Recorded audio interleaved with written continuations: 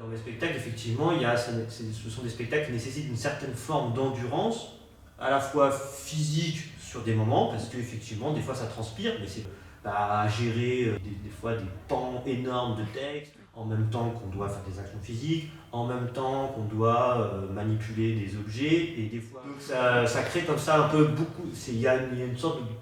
Pour les interprètes, ça crée beaucoup de niveaux en fait à avoir sur un temps donné qui est le temps d'une représentation qui est quand même un temps court. Donc il y a quelque chose de l'ordre d'une intensité comme ça sur le plateau qui vient se créer. Enfin, dans l'endurance, en fait, c'est un mot qui est double, c'est à la fois quelque chose qui fait ressortir la vitalité, parce que ça c'est quelque chose que je tiens beaucoup, et à travers l'effort, en fait, la vitalité, elle peut, pas que, mais elle peut aussi arriver à travers l'effort. C'est parce qu'on fait tel effort que d'un coup, la joie de vivre aussi, la vie, en fait, est là, bien présente, on la sent, quoi, on la palpe, elle devient concrète.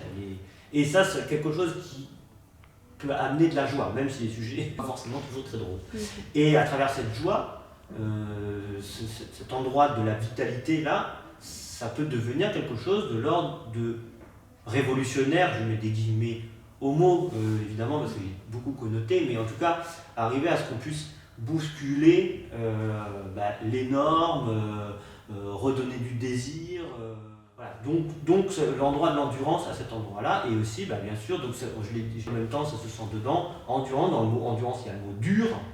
Donc il y a cette chose qu'on se confronte à des chocs. Dans mes spectacles, il y a rarement quelque chose où c'est tout lisse. C'est pas un truc qui passe crème. Souvent, on se prend un peu des coups. Mais pas dans le sens pour martyriser les spectateurs ou les spectatrices. C'est plus quelque chose de l'ordre d'émotionnel. Je parle souvent de violence, mais je mets souvent le mot émotionnel accolé au mot violence. Violence émotionnelle.